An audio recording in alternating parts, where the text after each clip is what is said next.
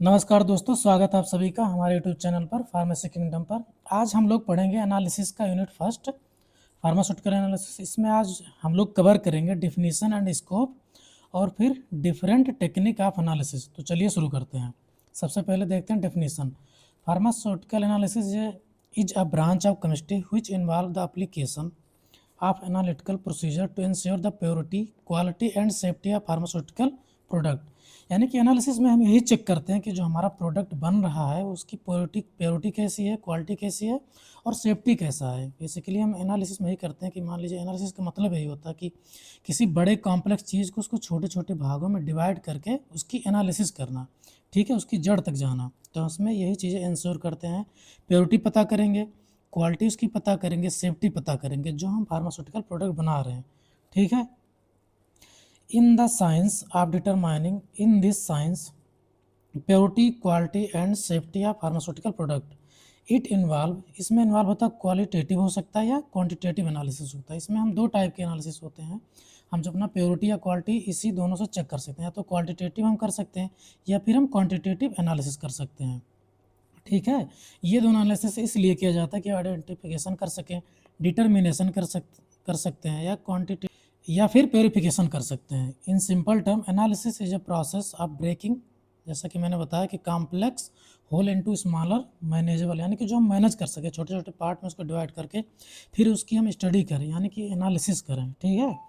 अब देखते हैं हम कि स्कोप ऑफ फार्मास्यूटिकल एनालिसिस क्या है। स्कोप क्या होगा हमारे इस कोर्स में, ठीक है, या फिर एनालिसिस का क्या स्कोप है। तो एनालिसिस आपका हो सकता है क्वालिटी कंट्रोल हो सकता है, स्टेबिलिटी टेस्टिंग है, कॉस्मेटिक इंडस्ट्री में इसका बहुत ज़्यादा स्कोप है, इम्प्योरिटी प्रोफाइलिंग में है, इन्वायरमेंटल स्टडी में है, डिजीज़ का डायग्नोसिस करने में हमें एनालिसिस का काम पड़ता है, फूड इंडस्ट्री में पड़ता है, या फिर drug development and R&D। R&D का मतलब होता है research and development, research and development, ठीक है। अब इसको हम अलग अलग करके इसका थोड़ा थोड़ा शॉर्ट में डिफिनीशन पढ़ लेते हैं। सबसे पहले देखते हैं drug and development and R&D, यानी कि रिसर्च एंड डेवलपमेंट।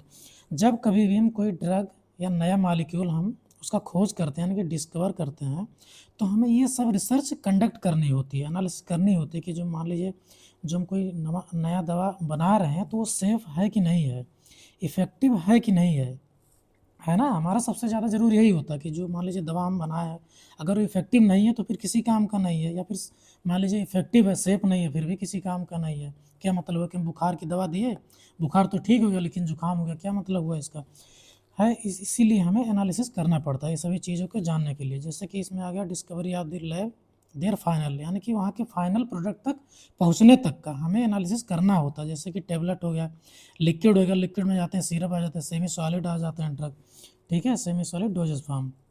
फिर जो नेक्स्ट हमारा है वो है क्वालिटी कंट्रोल। क्वालिटी कंट्रोल से ये समझिए आप कि क्वालिटी जो हमारी है उसको कंट्रोल करना होता है कि क्वालिटी उसकी कैसी है, अच्छी है, बुरी है।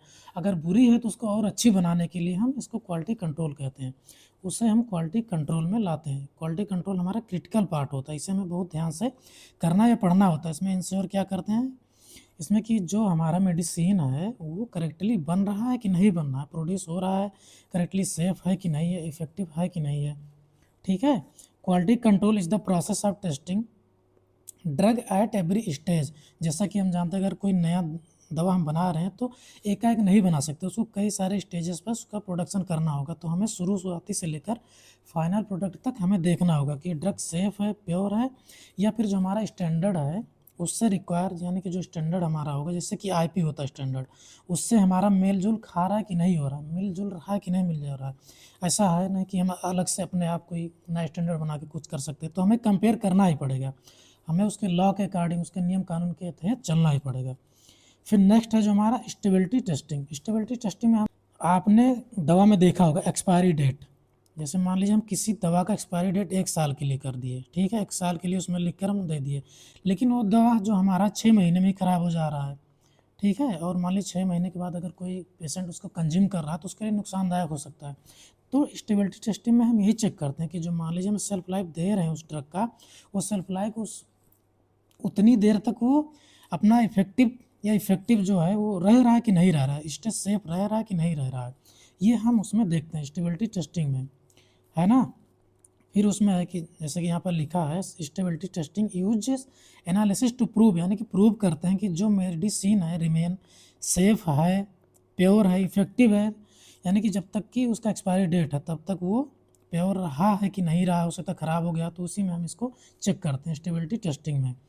ठीक है, वेरियस इन्वायरमेंट कंडीशन में, जो हमारा कंडीशन है इन्वायरमेंट का, उन सभी कंडीशन में उस चीज़ को रख रख के उसकी टेस्टिंग करते हैं। फिर हमारा नेक्स्ट है फूड इंडस्ट्री। फूड इंडस्ट्री इसलिए ये हमारे बहुत क्लोजली है, क्योंकि मान लीजिए दवा तो हो सकता है हम बीमार हो तब खाएं, लेकिन जो फूड है हमारा वो डेली लाइफ के लिए बहुत ज़रूरी है, हम उससे बहुत ज़्यादा जुड़े होते हैं, तो हमें इसको ज़्यादा सेफ और इफ़ेक्टिव होना चाहिए, इसे हमें ज़्यादा ध्यान से देखना चाहिए, करना चाहिए। तो वही दिया गया यहाँ पर, the food industry is closely related to field because same analytical technique are use to ensure what we eat is safe, कि जो हम खा रहे हैं वो सेफ है कि नहीं है। ठीक है, in the food industry analysis is scientific tool, यानी कि हम फूड इंडस्ट्री में जो एनालिसिस है उसको साइंटिफिक टूल की तरह यूज़ करते हैं, कि जो हमारा फूड है, यानी कि खाना जो खाने वाले हैं वो प्योर है कि नहीं है, उसमें न्यूट्रिशियस वैल्यू है कि नहीं है। मान लीजिए हम बना दे रहे हैं उसमें कोई न्यूट्रिएंट है ही नहीं, खाली बस खाए जा रहे हैं, कोई फ़ायदा होगा नहीं होगा। और फ्री फ्राम यानी कि डेंजर कंटेमिनेशन, यानी कि जो इसमें कंटेमिनेंट यानी कि अशुद्धि जो पाई जाती हैं वो सब हैं या नहीं, अगर हैं तो उसको निकाल दिया जाए। ठीक है, यानी और फिर इलीगल एडिटिव, कि हम कोई ऐसा एडिटिव या कलर ना मिला दें, जैसे कि आपने बहुत जगह सुना होगा कि इन चीज़ में जो कलर मिलाया जा रहा था वो कैंसर काजिंग था, यानी कि वो कार्सिनोजेनिक था। तो हमें ये सब एनालिसिस में ही चेक करना होता है अगर फूड इंडस्ट्री की बात कर रहे हैं तो, कि हम जो उसमें मिला रहे हैं एडिटिव, जैसे कि कलर हो गया, प्रिजर्वेटिव हो गया, स्वीटनिंग एजेंट हो गया, कि वो हमारा सही है कि नहीं है। इसीलिए ड्रग और कॉस्मेटिक एक्ट लाया गया था, उसी के तहत हम उसमें जितने भी दवाइयाँ दी गई हैं जो इनलिस्ट किया गया है उसी के थ्रू या उसी को हम स्टैंडर्ड मानकर तभी हम उसमें ड्रग का कलर या स्वीटनिंग एजेंट मिला सकते हैं। ठीक है, फिर नेक्स्ट आता है इन्वायरमेंटल स्टडी में, इसमें हम पढ़ते हैं environmental study focus on how pharmaceutical substance यानी कि drug affect our surrounding and how analytical technique help to protect the environment. मान लीजिए हम कहीं बहुत बड़ा सा अपना कंपनी बना रहे हैं, वहाँ पर फार्मास्यूटिकल इंडस्ट्री है, वहाँ पर हम कोई दवा बना रहे हैं, ऐसा तो नहीं कि हम दवा तो मान लीजिए ह्यूमन के लिए अच्छा कर रहे हैं, दवा हम सही बना रहे हैं लेकिन अपने इन्वायरमेंट को ही ख़राब कर दे रहे हैं, तो कोई मतलब नहीं होगा। दवा हम खा रहे हैं अच्छे के लिए, इन्वायरमेंट में बाहर घर से तो निकलना ही पड़ेगा, पता चले कि उनको और दुनिया का बीमारी हो जा रहा है ना, फीवर ठीक कर रहे हैं अस्थमा बाहर जाने के बाद हो जा रहा है, तो उसमें हम ये पढ़ते हैं इन्वायरमेंटल स्टडी में। या फिर कोई ऐसा एनालिसिस टेक्निक निकालते हैं कि जो इन्वायरमेंट को इफेक्ट कर रहा है उसको हम कम कर सकें।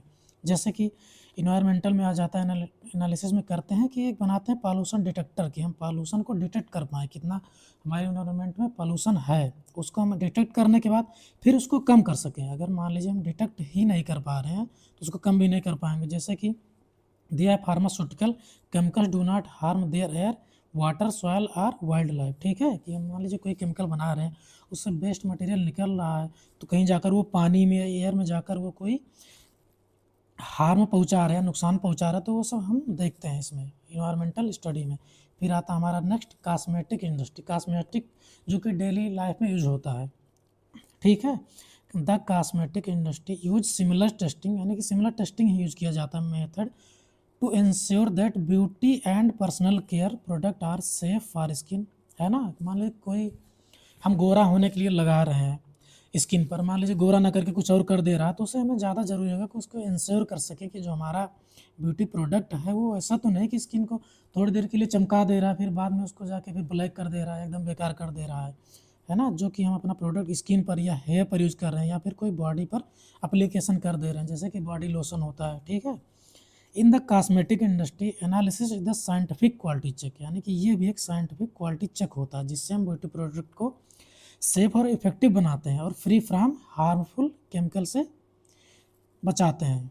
ठीक है, फिर नेक्स्ट आता है इम्प्योरिटी प्रोफाइलिंग। इम्प्योरिटी प्रोफाइलिंग में ये होता है कि मान लीजिए कोई हमारे पास सैंपल है तो उसमें हम चीज़ चेक करेंगे, सैंपल ले लिए मान लीजिए कोई दवा बनाने के लिए, तो उसमें हम चेक करेंगे कि इसमें चीज़ इम्प्योर है, अगर इम्प्योरिटी है तो उसको हम निकालेंगे इम्प्योरिटी प्रोफाइलिंग करके। इम्प्योरिटी प्रोफाइलिंग का मतलब ये होता है कि उसको चेक करना कि इसमें कोई फॉरेन पार्टिकल या कोई इम्प्योर चीज़ प्रेजेंट है तो उसको हम बाहर निकाल सकें। ठीक है, impurity profiling is the process of identifying यानी कि हमें उसको पहचानना, एंड क्वांटिटीफाइंग मतलब चेक करना, अगर मान लीजिए उसमें है तो कितना है ना अनवांटेड केमिकल जो कि हमारे ड्रग सब्सटेंस में प्रेजेंट है।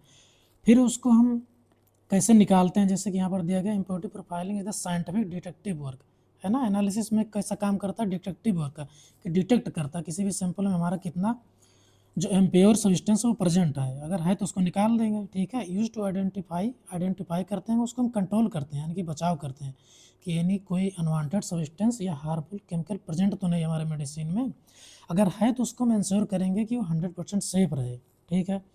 फिर आ जाता है different technique of analysis.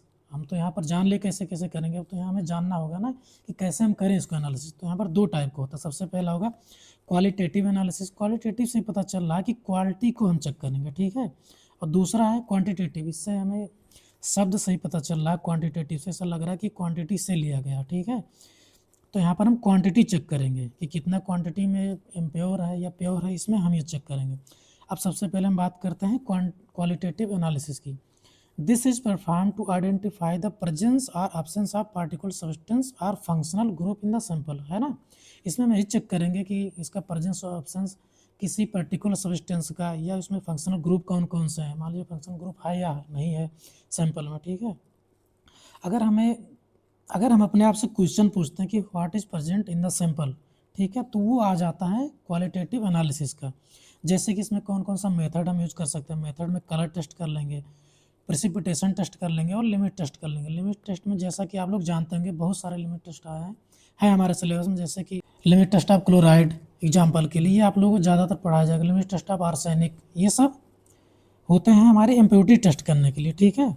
Next है हमारा क्वांटिटेटिव एनालिसिस में हम पता करते हैं कितने अमाउंट में ड्रग या सब्सटेंस प्रेजेंट है उस सैंपल में, ठीक है।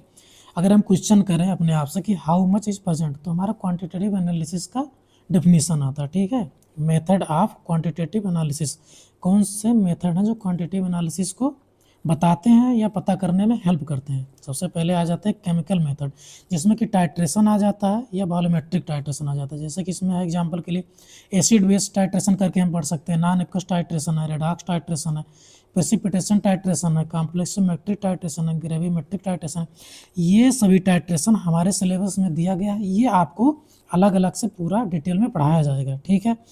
फिर जो नेक्स्ट आता है हमारा इंस्ट्रूमेंटल मेथड, इसमें हम पढ़ेंगे जैसे कोई इंस्ट्रूमेंटल से हम समझ रहे हैं कि कोई इंस्ट्रूमेंट होगा उससे हम पता कर पाएंगे। जैसे कि आ जाता है क्रोमेटोग्राफी के लिए।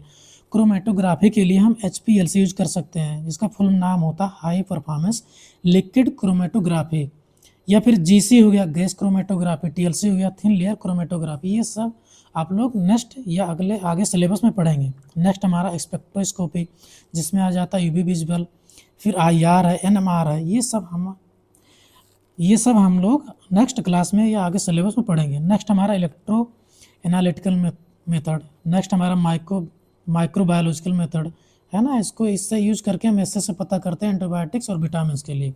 मेन गोल क्या होता है यहाँ पर देख लीजिए, जैसे क्वालिटेटिव एनालिसिस है और क्वांटिटेटिव एनालिसिस। इसका मेन गोल क्या होता है क्वालिटेटिव का, कि टू आइडेंटिफाई द सब्सटेंस, कि कौन सा सब्सटेंस उसमें है, हम सब्सटेंस को आइडेंटिफाई करते हैं अपने सैंपल में। और क्वांटिटेटिव में टू मेजर द अमाउंट है, यानी कि हम उस मान लीजिए हम सब्सटेंस का आइडेंटिफाई कर लिए क्या है, अब उसको पता करना होता है कि कितने अमाउंट में है, ठीक है। किस क्वेश्चन का ये आंसर कर रहा है, अपने आप से हम पूछ रहे हैं, तो वो हमें पता करा। जैसे कि व्हाट इज इट, क्या है ये, तो उसमें हम आइडेंटिफाई करके बता सकते हैं कि सैंपल क्या है। अगर वही क्वेश्चन हम इसमें कर रहे हैं कि हाउ मच इट, तो हमारा अमाउंट बता रहा है। रिजल्ट टाइप क्या आएगा आपका डिस्क्रिप्टिव, जैसे कि पॉजिटिव नेगेटिव हो सकता है कि प्रेजेंट है कि नहीं है। अगर प्रेजेंट है तो पॉजिटिव है, अगर नहीं है तो नेगेटिव है। इसमें न्यूमेरिकल वैल्यू आएगा कि इतना % प्रेजेंट है, इतना % नहीं प्रेजेंट है, ठीक है। अगर मान लीजिए इसमें जैसे 99.5% दिया गया, यानी कि 0.5% इसमें इम्प्योरिटी है, ठीक है। फिर एग्जाम्पल के लिए हम देख ले रहे हैं कलर टेस्ट हो गया, लिमिट टेस्ट हो गया, मेल्टिंग पॉइंट हो गया। और क्वांटिटेटिव में हम देख रहे हैं टाइट्रेशन या HPLC या फिर ग्रेविमेट्री, ठीक है। अगर किसी को कोई प्रॉब्लम हो तो आप लोग कमेंट करके पूछ सकते हैं। तब तक के लिए धन्यवाद, जय हिंद।